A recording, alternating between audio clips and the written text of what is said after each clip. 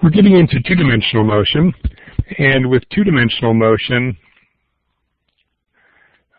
just like when we talked about one-dimensional motion, there's distance and displacement. So for one-dimensional motion,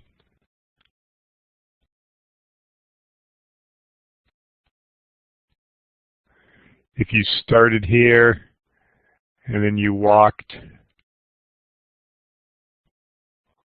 1 kilometer, oops, no, well, I guess you could have walked 1 meter as well. Walked 1 kilometer, and then you walked back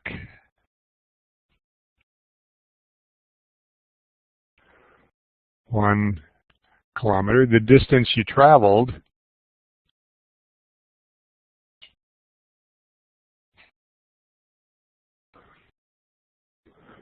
was 2 kilometers, because distance traveled is a scalar, but your displacement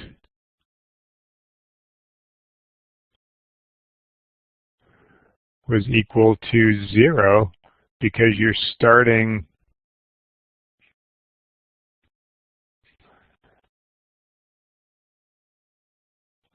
and stopping point were the same.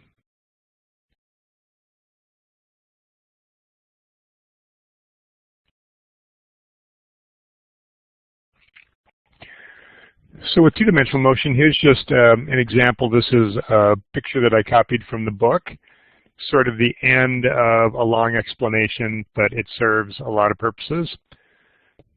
So if this is my home, and this is school, so it looks like the school is surrounded by some green space. So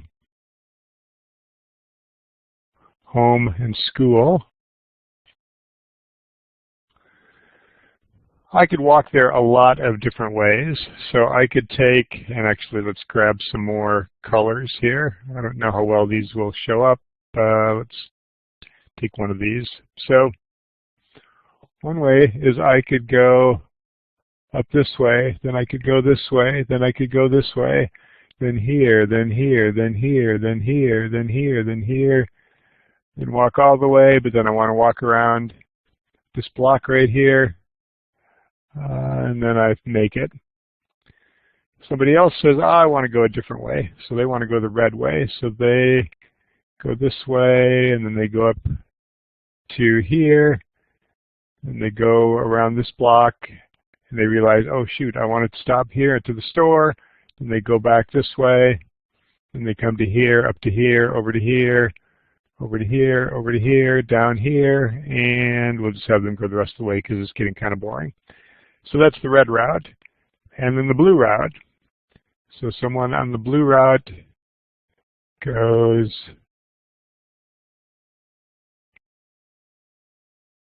this way right here.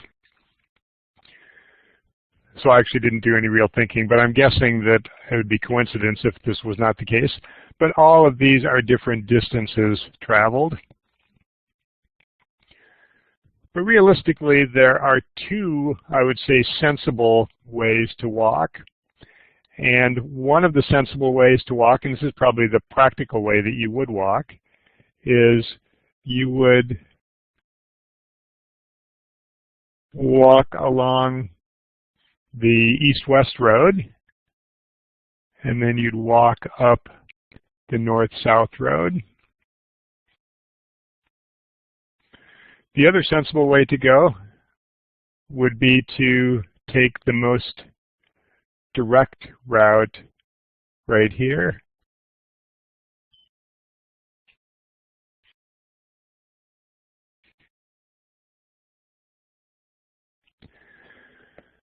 Those two are related to each other. And in fact, if you notice, the direct route is partially in the east direction, partially in the north direction.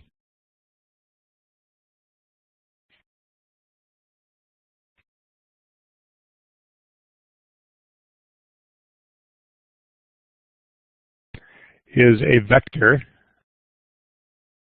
partially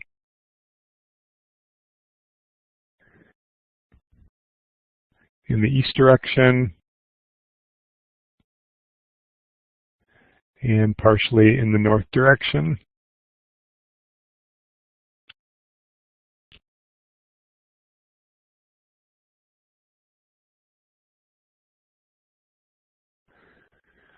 Those two directions are actually components of the main vector.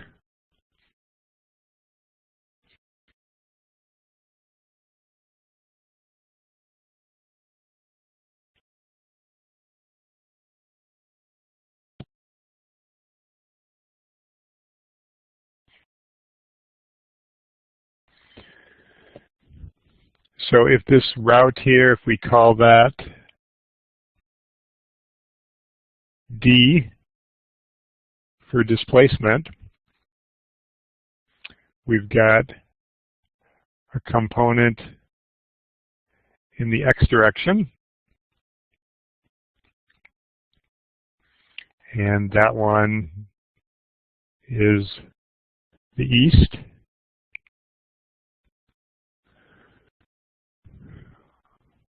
We've got a component in the y direction, and again the y direction, and that one is the north, and then those two sum to our overall displacement vector. So if we were just to look at the magnitudes here, so if we looked at the magnitude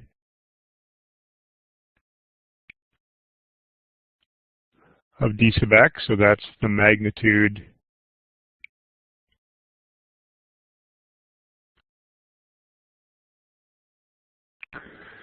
that's going to equal 9 blocks.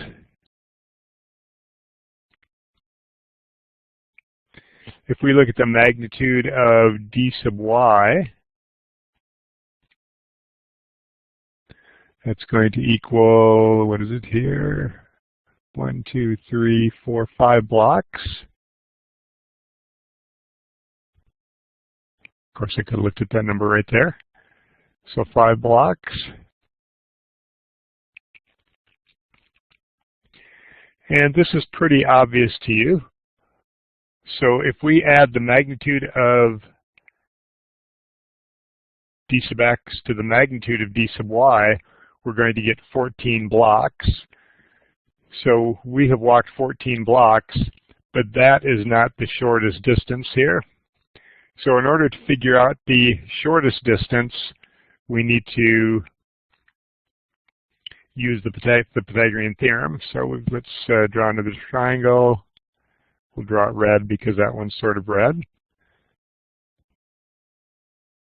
So this is 9.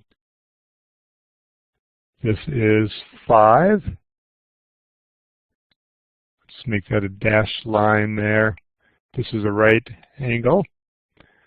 So we know that this is going to be a squared plus b squared equals c squared. So this is going to be the square root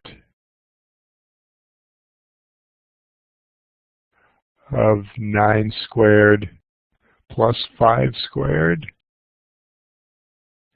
And if you look up here, that's about 10.3. So you could figure that. So 9 squared is 81, 5 squared is 25, 81 and 25 is 106. So this 100 is 10 squared, so it's going to be a little bit more than 10 squared. So that comes out to be 10.3. So that's just kind of a qualitative look. I just copied this from the book. The printing is pretty tiny here, but I just wanted to go over a couple different aspects of adding vectors. So let's see here.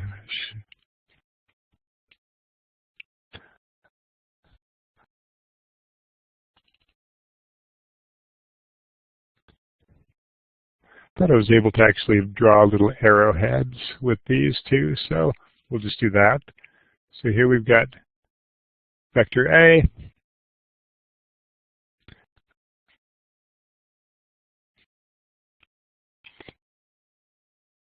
Let's move it over. Oh, we don't want that one.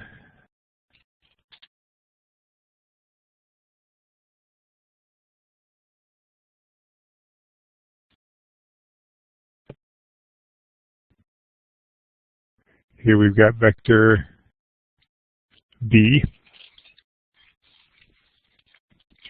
All right, so one way to add vectors is to just simply add them up graphically.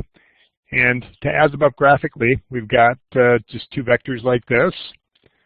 We want to move one of the vectors so the tip of one vector, the arrowhead part, and so the head, and the tail of the other vector are touching. So if we wanted to add these up, we would, so the graphical method, using the head to tail method, the resultant vector is defined as this. So we want to move that over. Of course, that's kind of cumbersome that we have to move them over separately. Oh, we really have to move things separately. I'm going to actually move it over here.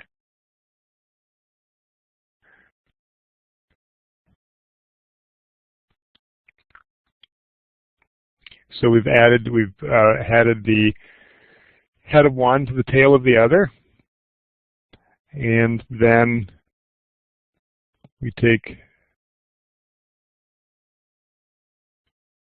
the resultant vector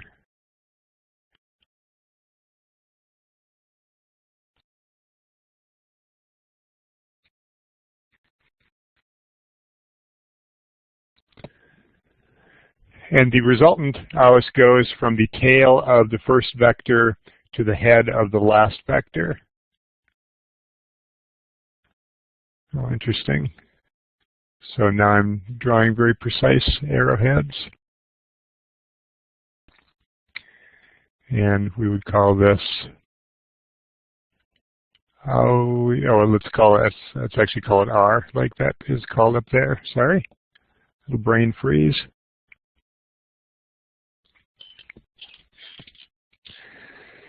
If we wanted to add two vectors together, and let me save a little bit of printing here, so let's add different colors.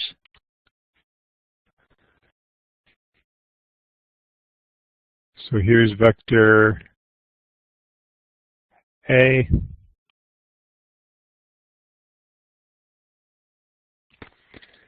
Here's vector B.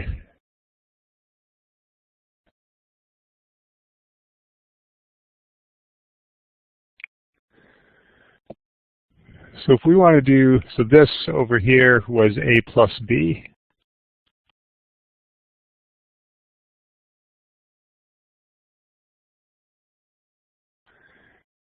Now we want to do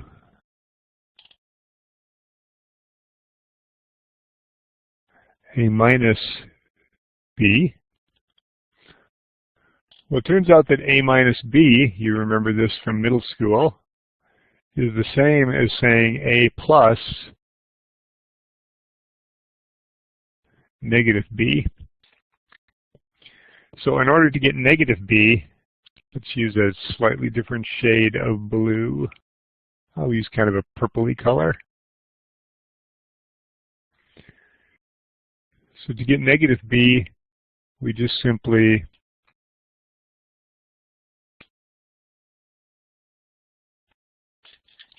put the arrowhead in the opposite direction. So now we're going to be treating the addition here, or the subtraction, just like an addition that we did over here. So we're going to grab each component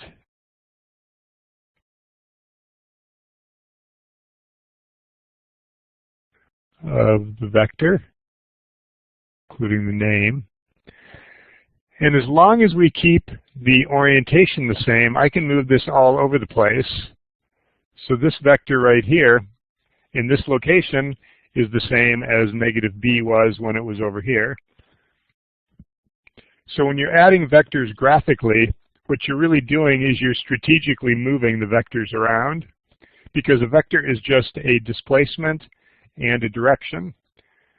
So if I say walk 2 meters east, 2 meters east is going to be the same no matter what.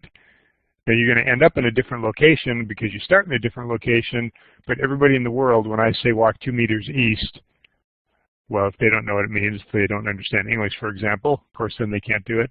But if they understand what I'm saying, the words of what I'm saying, everybody's action of walking 2 meters east is going to be the same. That's the principle at work right here.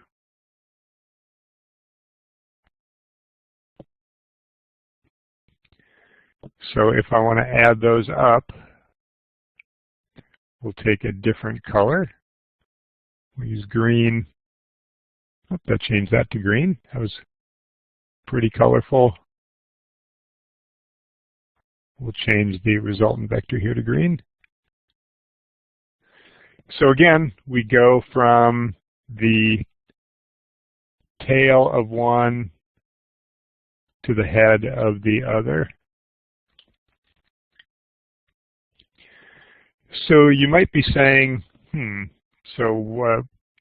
yeah, okay, I can draw arrows, and that's going to be the resultant vector. How is that going to work with a real-life problem? So let's just go through a real-life problem. I guess not a super real-life problem, but let's say that you are, first you walk, let's go with black here. So walk, and it's going to be a good hike, so let's just say 6 kilometers at 45 degrees north of east.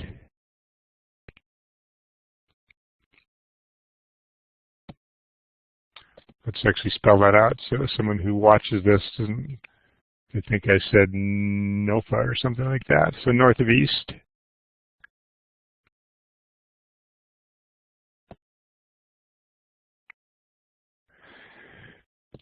And then you hear a strange noise off in the distance, so you decide to then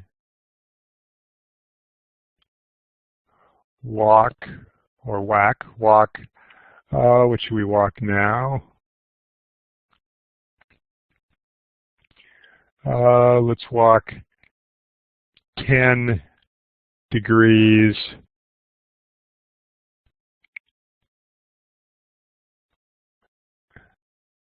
north of west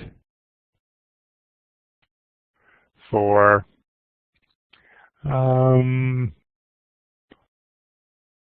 8 kilometers. And I just realized I forgot to put a little protractor icon on here, so we'll just kind of fake it. So walk 6 kilometers, 45 degrees north of east. So first we're going to just draw an axis here.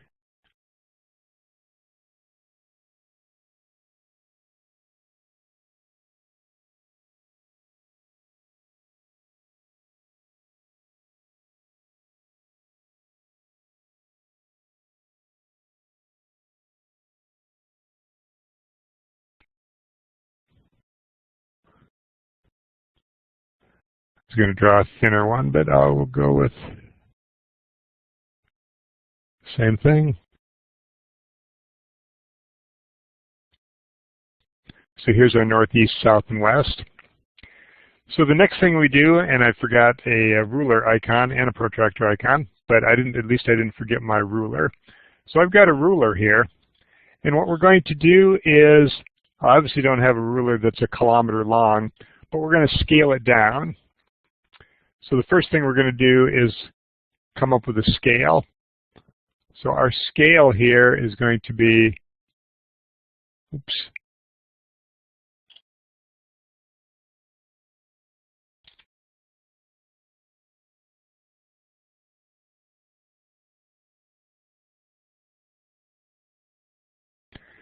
is 1 kilometer equals 1 centimeter on the ruler. So 1 kilometer in real life equals 1 centimeter on the ruler.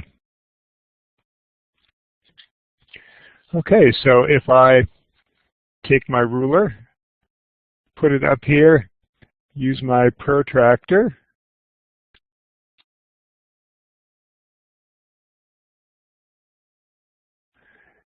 and trace along the ruler. So this is going to be interesting because it's going to be sort of virtual tracing.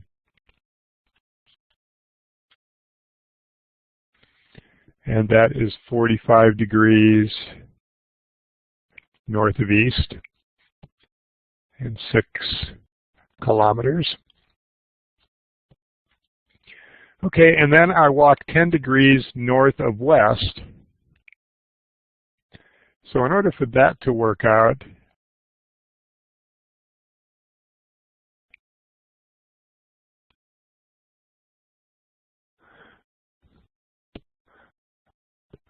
I need another horizontal line to measure with respect to.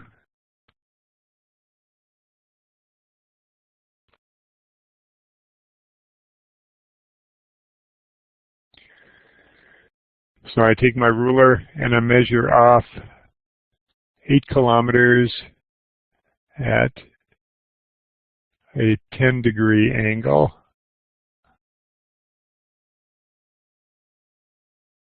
Oops. It's not a superb 10-degree angle there. So this is 10 degrees, and that's 8 kilometers. So if I want to know what is the resultant,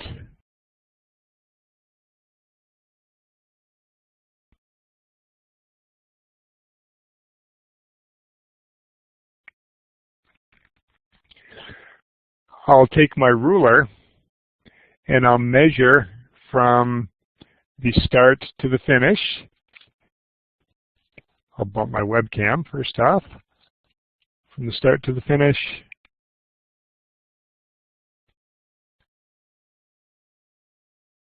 And that comes out to be about 7 point, well, this is pretty crude, so we'll just go with 7 because I don't think I can have any more significance than that in my digits.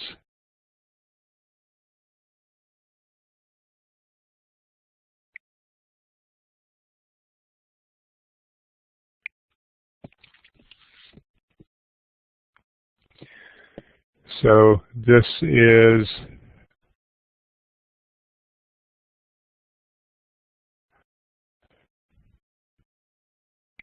7 centimeters on the ruler, which if we look down here to our scale, that means, or 7 kilometers in real life, not meters, but kilometers.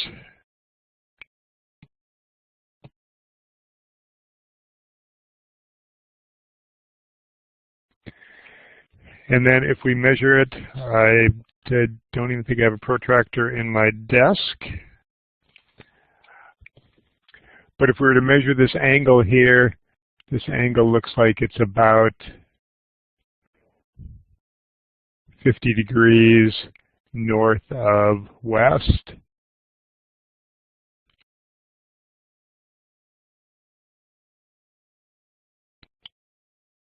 Because we use the basic directions here, south, north, east, and west.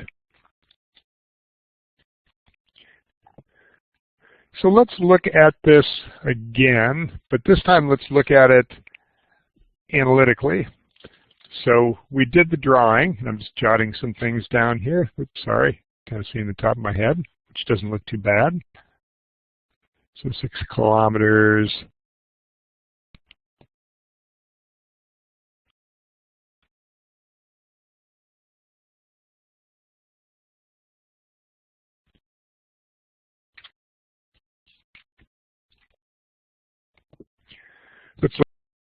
look at it analytically. So analytically, we need to break the vector down into its components, and then we add the components together. So the book uses AX equals A cosine theta. So they're saying that the X is cosine theta. So let's just look at that for a little bit here.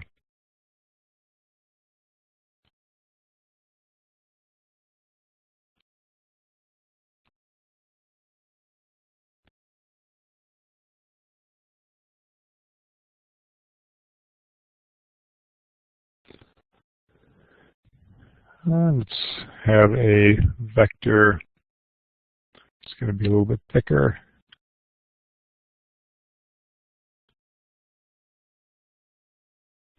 So there's our vector, and we'll give it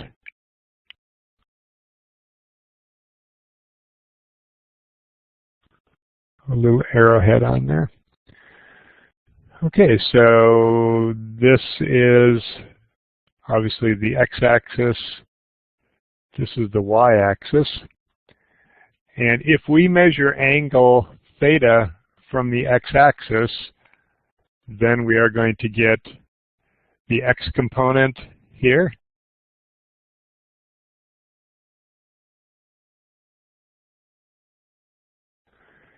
Is the cosine of theta, because cosine is adjacent over hypotenuse. So if this is vector A, for example, and the sine of theta, I'm sorry, the y-axis, so this is a sub x, this is a sub y, and a sub y is the sine here of theta. So these angles assume theta is measured from the positive x-axis.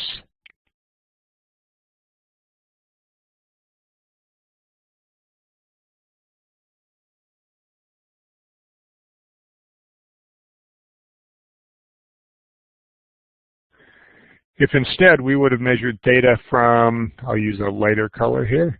If we measured theta from this axis, we'd get the opposite here, because now the x would be related to the sine of theta, and the y would be related to the cosine of theta.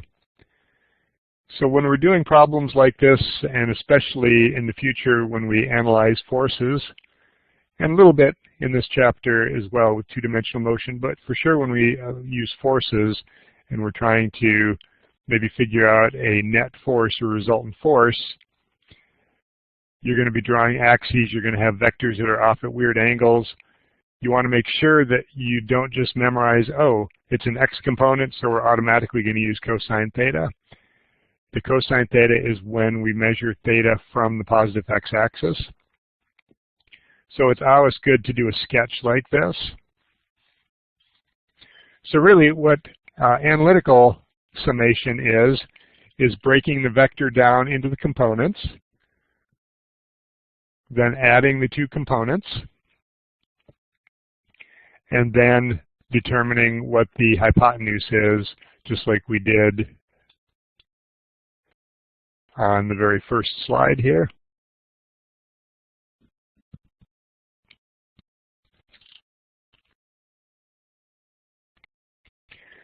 So let's actually do an example here. I'm going to go out of order a little bit, and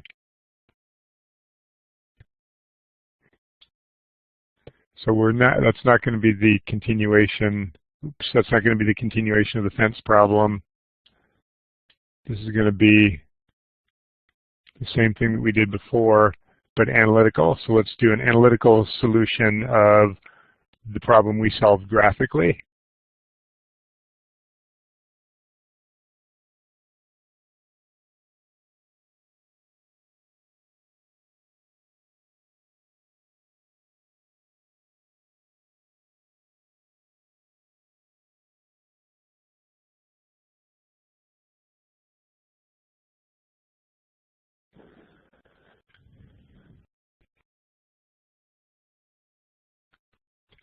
So let's quickly get our axes like we did before.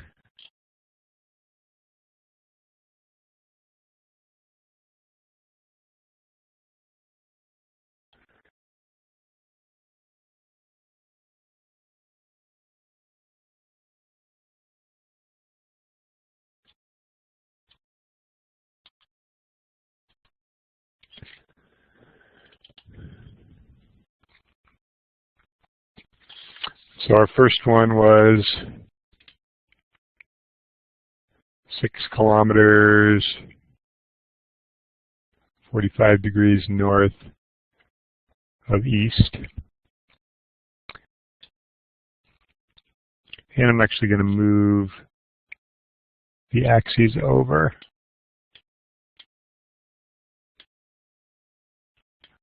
So I have a little bit more room here.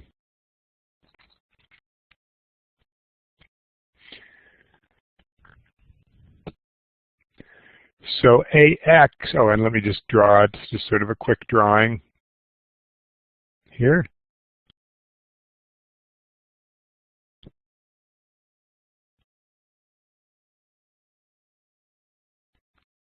That's not a very good 45-degree angle.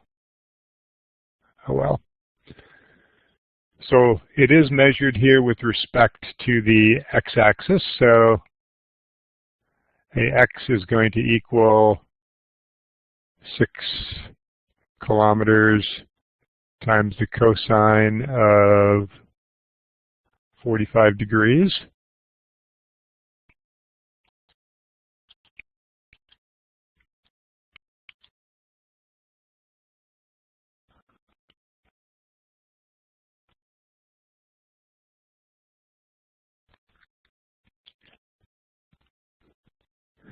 A y is going to equal 6 kilometers times the sine of 45 degrees. And of course with this, since it's 45 degrees, sine of 45 degrees and cosine of 45 degrees are the same thing.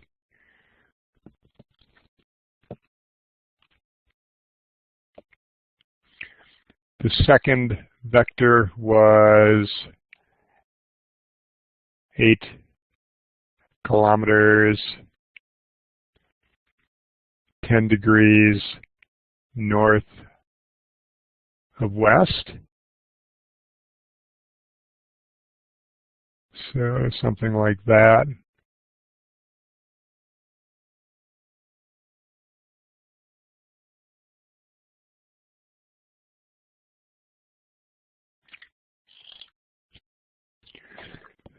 So in this case,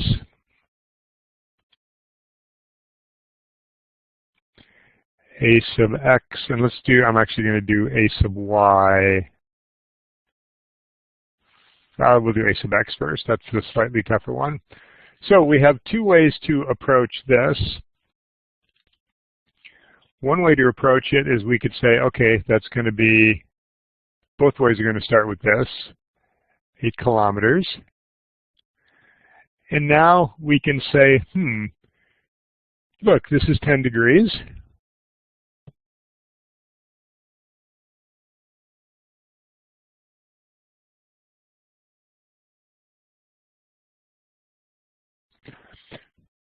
But this is, so it's 10 degrees above the x-axis, but this is actually in the negative x direction.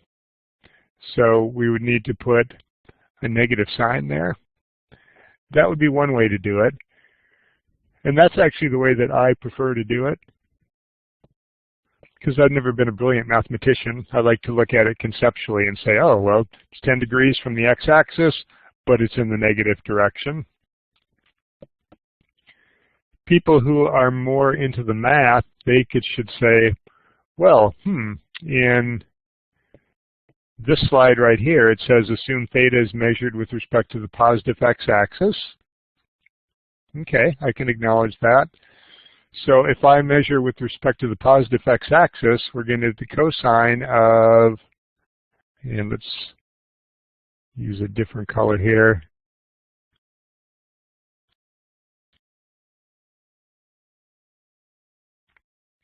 All this way, which is not quite 180. That's going to be 170 degrees.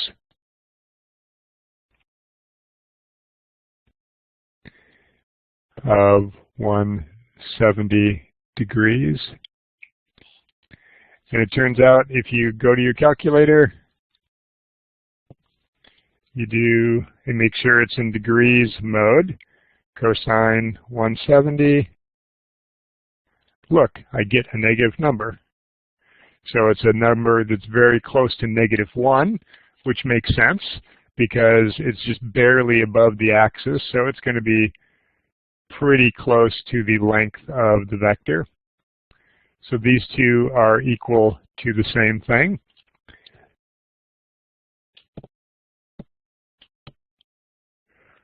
AY, not as big a deal. So here we're going to get 8 kilometers times the sine of 10 degrees. So that means that our x is going to equal 6 kilometers times the cosine of 45 degrees minus 8 kilometers times, I can write it like this, cosine of 10 degrees, or plus cosine of 170.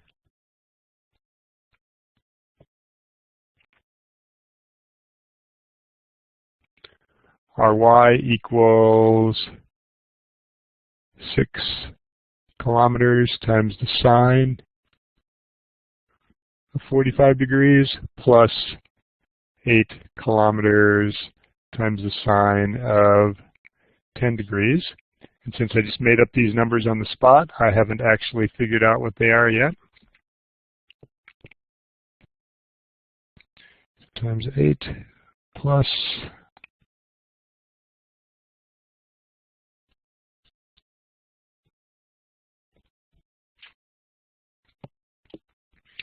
so for this one, I get negative 3.6. So we use 2 significant digits. Kilometers for this one, I'll get something different, of course.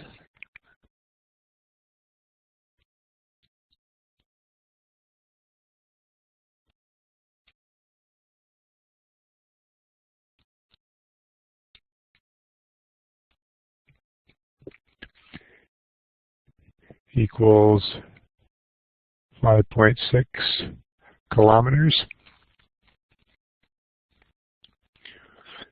So R is going to equal the square root of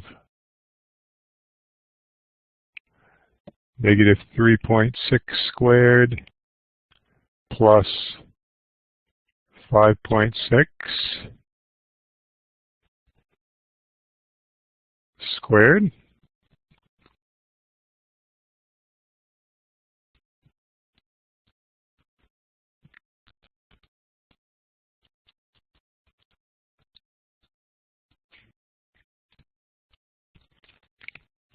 So that equals 6.7.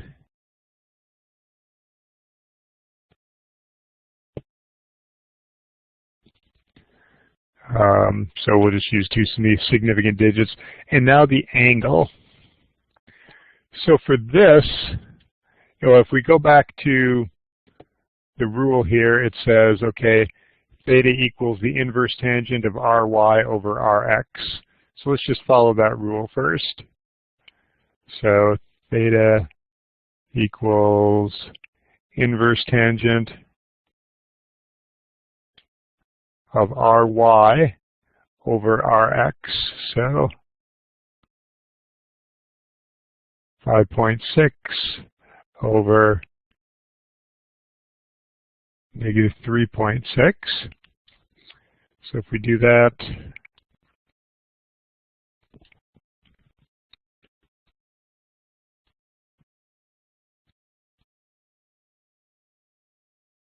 oops.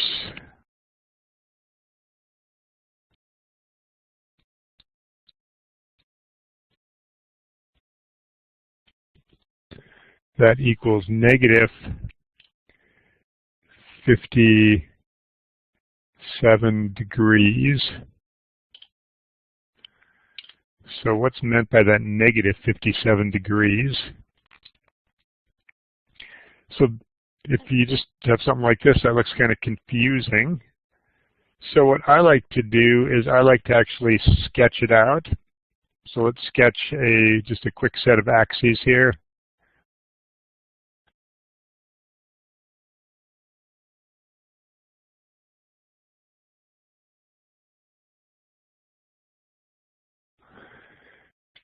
And we have r sub x is negative 3.6.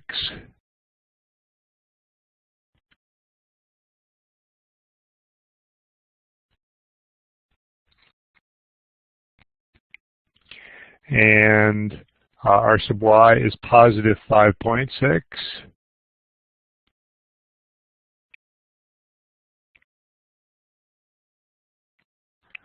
So this is negative 3.6. This is positive 5.6. And our resultant then, I probably should be more consistent with my color use.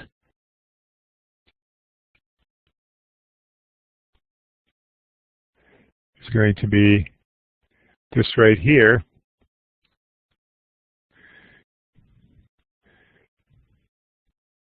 So tangent, if you remember, tangent of theta equals opposite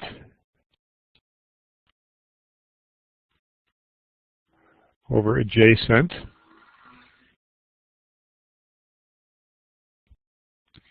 So in this case, it's going to equal 5.6 over this 3.6 here. And if I do the inverse tangent of 5.6 divided by 3.6, I get positive 57 degrees. So I like to draw a picture like this and see what my angle actually is. Because when I look at this, so negative 57, what does that mean? Does that mean 57 degrees below the positive x-axis? Does it mean 57 degrees from the y-axis? Is it in the negative x-axis?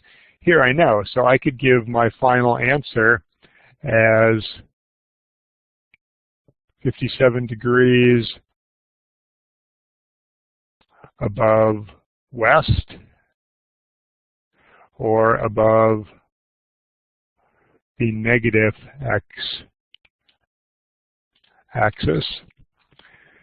So to me, it makes the most sense to draw a sketch, because when you follow the rules, and I certainly did follow the rules here, I did what it told me to do, and I got a theta, but then I didn't really know what that theta meant. When I sketched it like this, this tells me what theta means, and for all the problems that I can think of in the book, you're going to be needing to give a more practical answer. So you should recognize what a negative sign here means, because it actually could mean something different for different situations.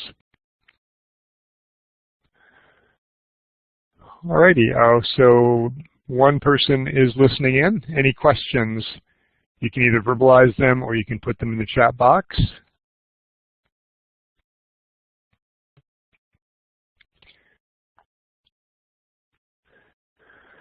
To me, solving these vector addition problems, whether it's just adding up random abstract vectors or adding up specific things such as displacements or forces, it's kind of fun. And I like to, even when you're doing it analytically, like we did here, we broke it up into components, I still like to sketch it like this. And you can see my sketch was not great. I did have the resultant vector in the proper quadrant, but it still wasn't fantastic. Although if you look back, yeah, it definitely was not fantastic. But if we look back to this, I just did this really bad drawing here.